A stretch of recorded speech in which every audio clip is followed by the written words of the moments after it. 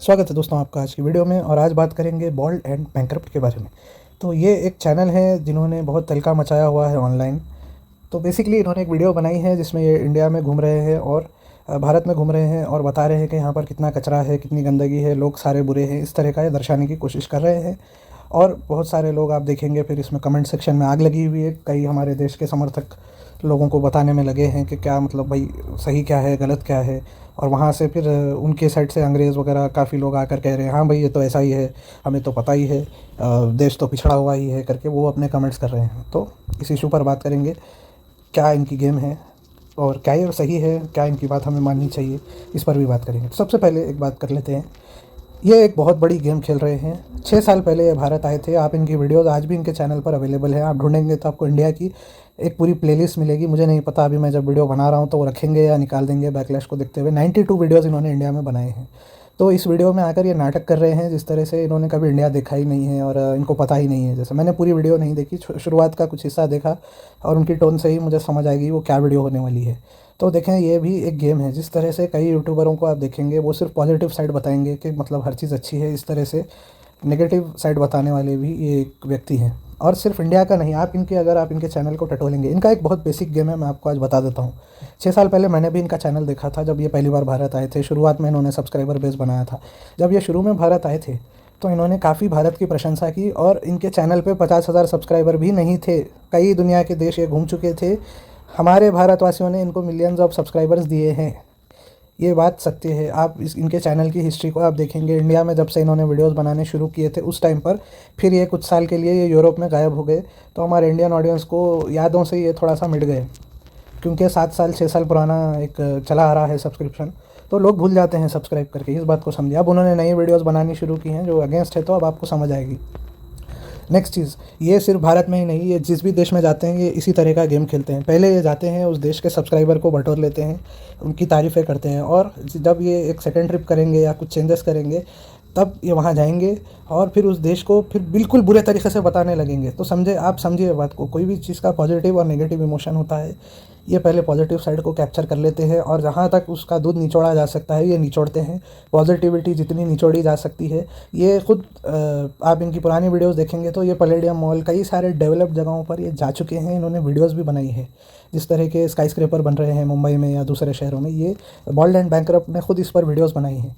तो पॉजिटिविटी का वो दूध निचोड़ चुके हैं। अब वो आ रहे हैं नेगेटिविटी के एंगल से। अब वो आएंगे, अब वो हर तरह की इस तरह की वीडियोस वो बना रहे हैं। कुछ मेरे ख्याल से 2 या 3 साल से वो ऐसी वीडियोस बना रहे हैं, मुझे इंडिया में स्कैम हो गया, मेरे साथ चोरी हो गई, कई लोगों ने मुझे लूटने की कोशिश की, इस तरह से एक नेगेटिव एंगल ला रहे हैं। तो ये सिर्फ इन्होंने यहाँ पर नहीं किया है, ये रशिया में जाकर भी यही हरकतें करते हैं। सेंट्रल एशिया में जाकर इन्होंने यही चीज़ें की हैं। यूरोप के कुछ और छोटे देशों में इसी तरह का ये कर रहे हैं। एक बहुत बड़ी गेम है। अब इसकी ऑडियंस कौन है, आप बात को समझिए। हम इनके सब्सक्राइबर ज़रूर हैं, लेकिन इनकी कोर ऑडियंस है यूके और यूएस में रहने वाले, कनाडा में रहने वाले जो रेसिस्ट लोग हैं, वो इनकी मेन ऑडियंस है। आप इस बात को समझ लीजिए। मेन ऑडियंस ये किसे बनाना चाह रहे हैं? 3-4 कंट्रीज़ की, वेस्टर्न यूरोप की, फ्रांस, स्पेन, आपका G7 कंट्रीज़ जो है, इटाली हो गया है, ये सब के जो रेसिस्ट लोग हैं, इनको जिनको लगता है कॉलोनियलिज़म वगैरह, इंपीरियलिज़म, और जब अंग्रेज़ों का राज होता था पूरी दुनिया पर ये चीज़ें सही थी। आप देखेंगे कई कमेंट्स में आपको लिखा हुआ मिलेगा इनके सपोर्टर द्वारा, वो कहेंगे थोड़ा बहुत भी जो इंफ्रास्ट्रक्चर तुम्हारे पास हमें देखने मिल रहा है वो हम अंग्रेज़ों ने तुम्हारे लिए बनाया। आप ये देखेंगे इनके कमेंट्स में, और इनके सपोर्टर्स भी आपको कई लोग नज़र आएंगे इस तरह की बातें करते हुए। तो ये लोग इनकी कोर ऑडियंस है, ये इनका चैनल कभी नहीं छोड़ेंगे। हम आप जैसे आएंगे, कोई भी देश के लोग, जब ये पॉजिटिव कंटेंट बनाते हैं हम सब्सक्राइबर बन जाएंगे, जब ये नेगेटिव बनाएंगे तो इनकी कोर ऑडियंस हमेशा आकर इनको बचा लेगी। ये बात को आप समझिए। और पॉजिटिव वीडियोस भी जब ये बनाते हैं तो इसमें भी आप अगर गौर से बहुत ध्यान से इनके सार्केज़म को समझेंगे तो आपको समझ आएगी कि कई बार ये अपनी ही तारीफ़, अपने ही सभ्यता की तारीफ़ इनडायरेक्टली ये कर रहे होते हैं। तो नेक्स्ट पॉइंट पर आते हैं। कई लोग सभ्य तरीके से समझाने की कोशिश कर रहे हैं कि हाँ भाई आप जो कह रहे हैं उसमें कुछ सत्य है, लेकिन आप गलत कर रहे हैं। आप देश की इमेज के बारे में जिस तरह से बोल रहे हैं, देश में जो डेवलपमेंट हो रहा है आप उसको बिल्कुल इग्नोर कर रहे हैं।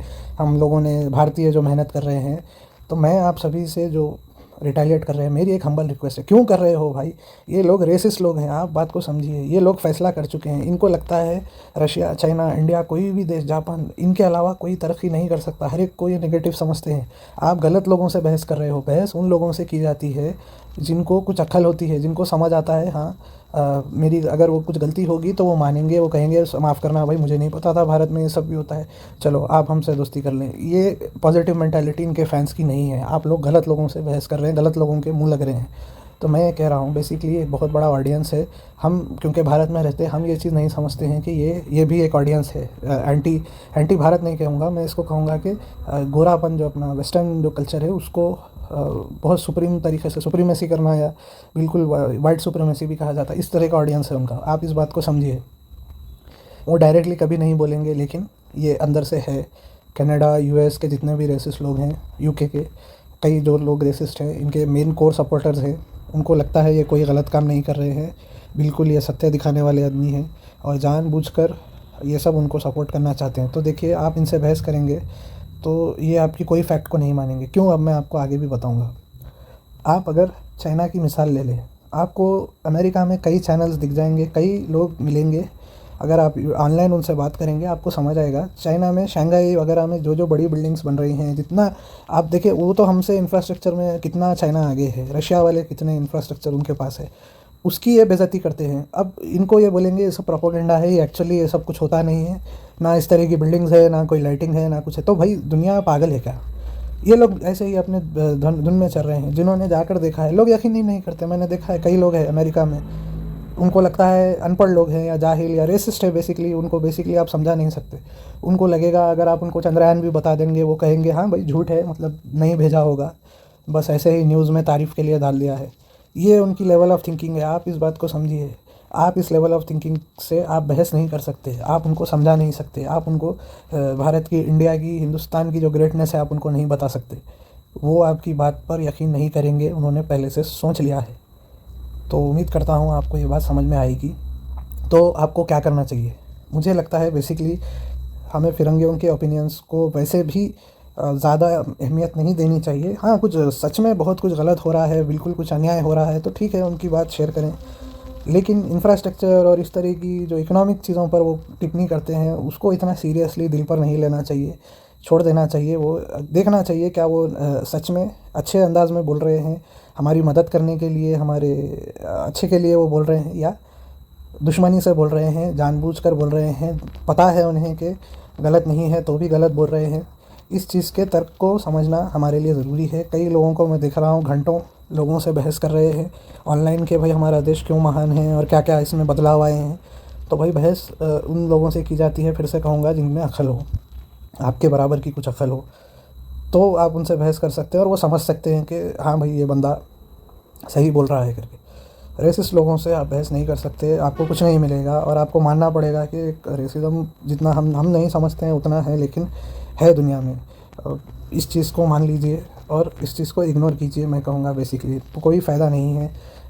हम जिस तरह से वो बता रहा है इंफ्रास्ट्रक्चर ख़राब है वगैरह वगैरह, हम अगर अच्छा भी बना लेंगे, वो कहीं जाकर एक छुपी हुई किसी गली में जाकर वो उस तरह का वीडियो वो फिर बनाएगा।